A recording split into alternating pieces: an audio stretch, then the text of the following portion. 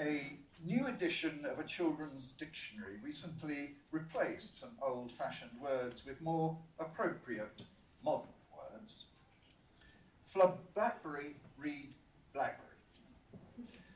A new edition of the Oxford Junior Dictionary, acorn, adder, beech, bluebell, has shed countryside words every child once knew.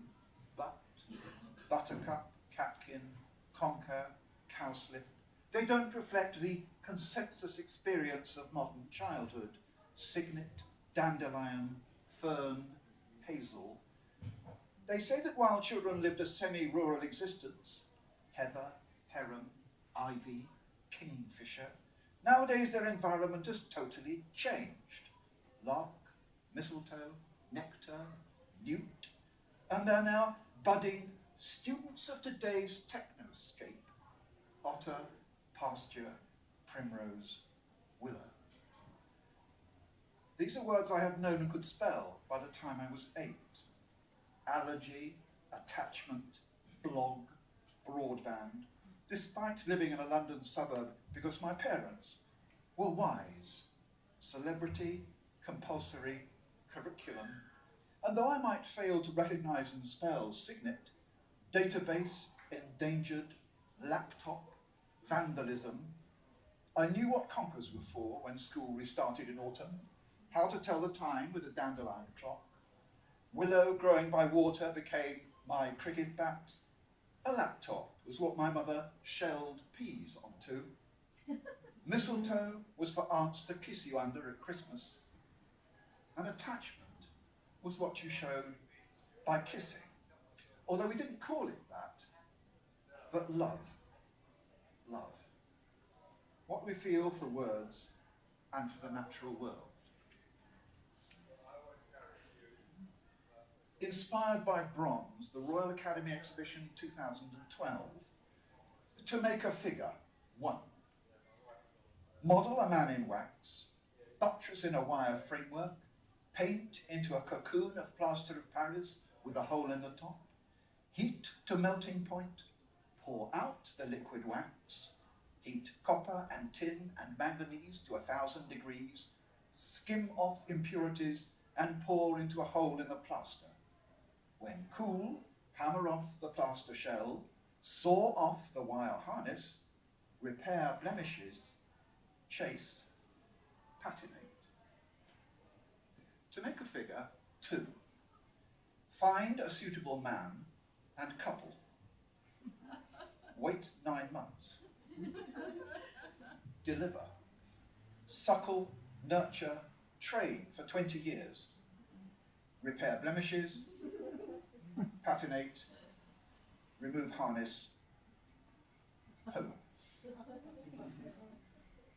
And now this came as a result of seeing a child in a pushchair in a cafe with its parents. It's called baby talk. All right? I admit that at the start I didn't articulate too clearly, but their words aren't exactly designed to make them easy to communicate, to enunciate. And this tongue they gave me is useless, frankly. They started to cotton on after a bit, but ye gods, they are painfully slow. The number of times I have to repeat things. And food, they're particularly bad at. I've said time and time again I don't want stuff, and they insist on loading my plate and jamming food in my mouth when it's quite clear I don't want it. And then they throw another wobbly. The old one's better. At least she listens and has the patience to keep guessing. But I only see her twice a week. Once she's got something at long last, I have to go through the same rigmarole with the other 2. And they can't concentrate for more than a minute at a time. Always dashing about, here or there, and they talk to each other across me, as I simply don't exist. Hello, it's me. I know what you're saying. And when they do understand me, they treat me as if I've done something clever.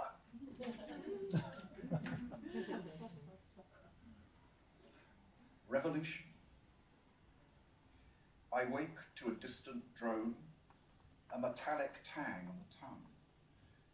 There has been no martial music over the airwaves, or at least no more than usual in a land run by generals. But I know in an instant that soon the droning will rise in volume and pitch, and the spikier sounds will begin. as the first flashes illuminate the bare walls of my room. A dog will bark, starting a canine telegraph, their own martial music. A blackbird will sing in the false dawn. In a few dawns, the firing squads will assemble. There will be new generals who tonight are still captains, fired with that most corrupting of missions to end corruption. Now this row of seats is like a doctor's waiting room, which is right for knowing that one day.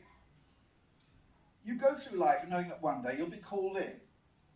Ah, come in, Mr. He squints at his nose. Mr. Cox, do sit down. And there will be a pause.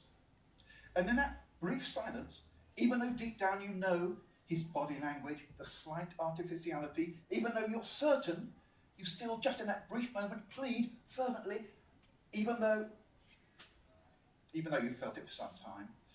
For although these things come gradually, the shortness of breath, the tautness across your chest, those nightly treks to the loo, whatever it is, the conviction seeps into your subconscious.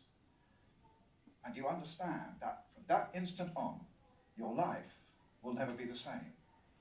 That dim, far horizon now starts to loom closer. And every morning, as you wake, you can't help yourself thinking, how long have I got?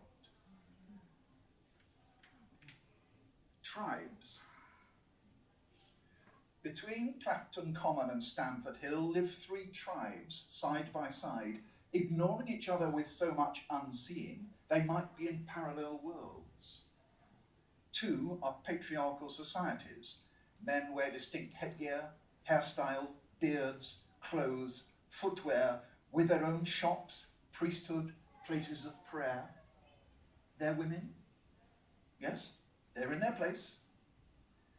The original natives, a mixed bunch with a smattering of Afro-Caribbeans, sport a wide range of looks and styles.